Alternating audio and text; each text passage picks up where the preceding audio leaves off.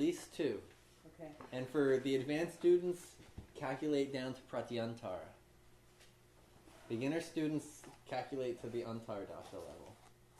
So, and you, that means pratyantara Daśā. You have to even go deeper. There's 6 levels of Daśā. Down to Stula or Sula? Shukshma. Shukshma. Subtle. The subtle level. Okay. So what's Parashara say about these dashas? Something in Sanskrit. So let's see. Where he says it is, let's open up. Dasha results. He says in the Sharma version, it's chapter 49, 111. So this whole first chapter, it's all mathematical calculation stuff.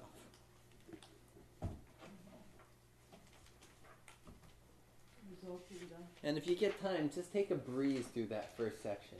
See all the crazy different dashas that are available. But we're on page, it's chapter 49, and the Sharma version, it'll be 47 in the Santanam.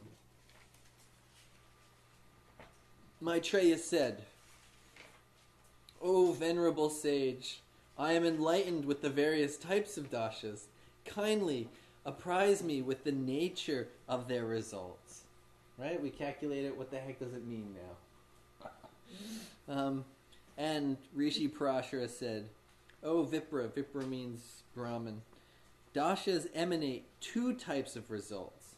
One of a general nature, and the second of pronounced nature, which corresponds to the natural characteristics and acquired position in the horoscope of the planets. The results of the dashas of the planets be ascertained on the basis of the strength of the planets." So this is what Parashara says first. So if we look at the Sanskrit, which, yes, that's right, he is talking in Sanskrit, he says there's 2 types of results that they're going to be giving. The first is the intrinsic nature, which is called swabhava. The swabhava. Swa is self or own, and bhava is nature, state of mind, state of being. So the intrinsic nature of the planet. What does that mean? That means in Sun Dasha, what's the intrinsic nature of Sun? Noble. It's noble, hot and spiritual. What else about the sun? What are the natural significations of the sun? Power and authority and the king. Power, authority. So there's power, there's authority, there's kingship. It's truth.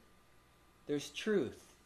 So the natural significations become stronger relative in the planet's dasha. The swabhava, the natural significations. Then he says, and my translation on this paper here is, that based on the planet's intrinsic nature, swabhava, and that based on the place of residence, the sthana sthiti. Sthana sthiti, the place that the planet has taken up, the place where the planet is situated. Sthana sthiti.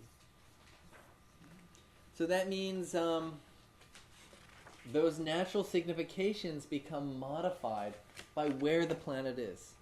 Wait, where are you reading from? My paper, the handout. Oh. That's my translation. Oh. But it's page 111. It's the same Sanskrit, it's just different English. Swabhava and sthana sthiti. Those are the 2 things. Parashara says there's two types of results. You see that right there? You see him say it? 2 types of results.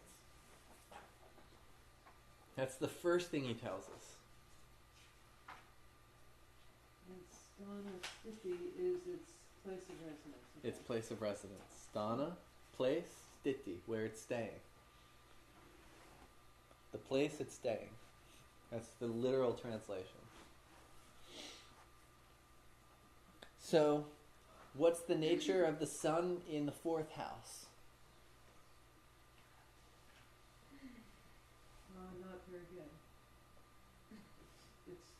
midnight, so it's not strong. We're not talking about strength, just what's the nature. How's the fourth house modify the nature of the sun? The fourth house is the house of home. It's the house of education.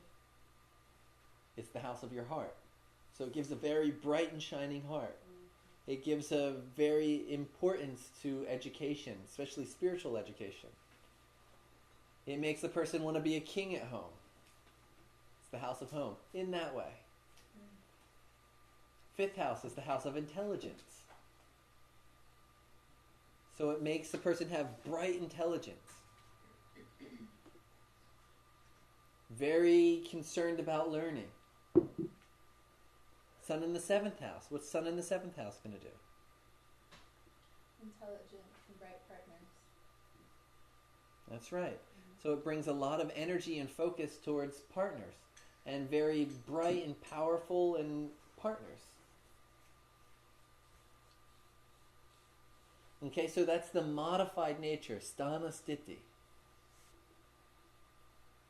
Those are the two main things that we base the results of a dasha on, according to Parashara. You see it right there with your own eyes, right? Beautifully said. Now the next thing he says the results of the dashas of the planets be ascertained on the basis of the strength of the planets. Now notice that's separate from the two results. So one was the two basic results, but then he adds that the strength of the planet is also to be taken into account. Because, you see, you said good, you said bad. You said good or bad. But the sun in the fourth can give good results. It can give bad results. It can be in the heart, making the person spiritual and shining bright. It could also make the person egotistical and overbearing and overpowerful. Right? It can do either or. So that's where we look at the strength of the sun to determine what type of results it's going to give in the fourth house. Okay? So those are the three main things that we are taking into account. Okay. So in the fourth house, the sun isn't strong because it's negative digbala or whatever. But that's only digbala. There's six other shadbalas. There's, the sign that's placed in. There's who's aspecting it. Okay. So if the sun is, let's just say it's weak in the fourth. Because any planet can give good results in any house. Some planets are better in certain houses, but a planet can give good results anywhere. Is it going to give more good results or more bad results, though? It's based on how strong it is. So the strength here would be determined by the shadbala? By the shadbala, is it exalted or debilitated? Are there benefics aspecting it or are there malefics aspecting it? All the strength rules. Okay. When Ajaya was his day lecturing, all the strength rules we talked about. It's based on all those rules. The avasta as well. Is the planet happy? Is it excited or is it crying? Okay. Can you crack a window?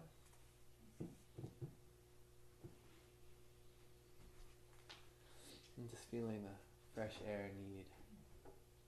It's something confusing because there's so many things, like how do you weigh what's like the avastas? How much does that weigh compared to the shadbala?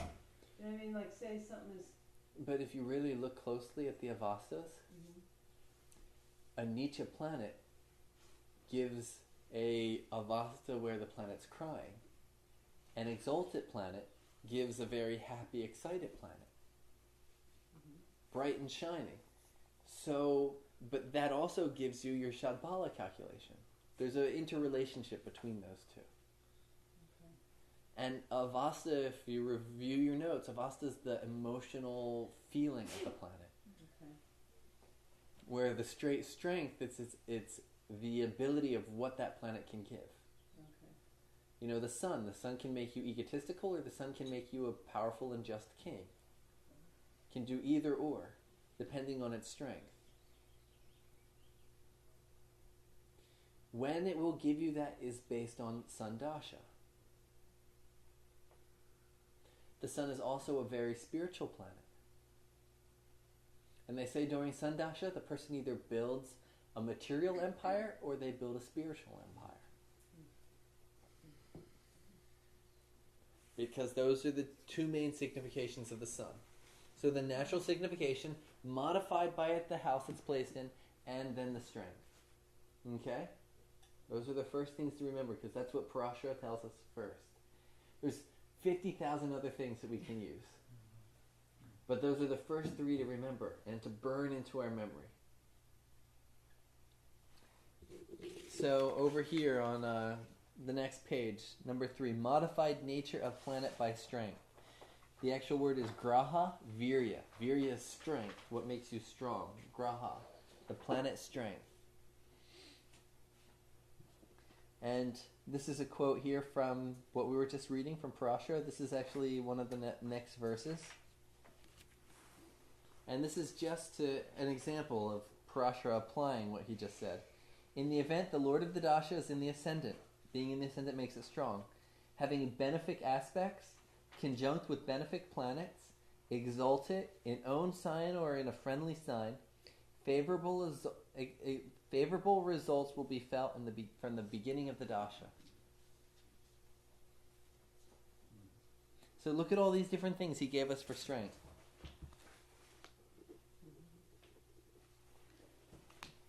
Being in the ascendant, having benefic aspects.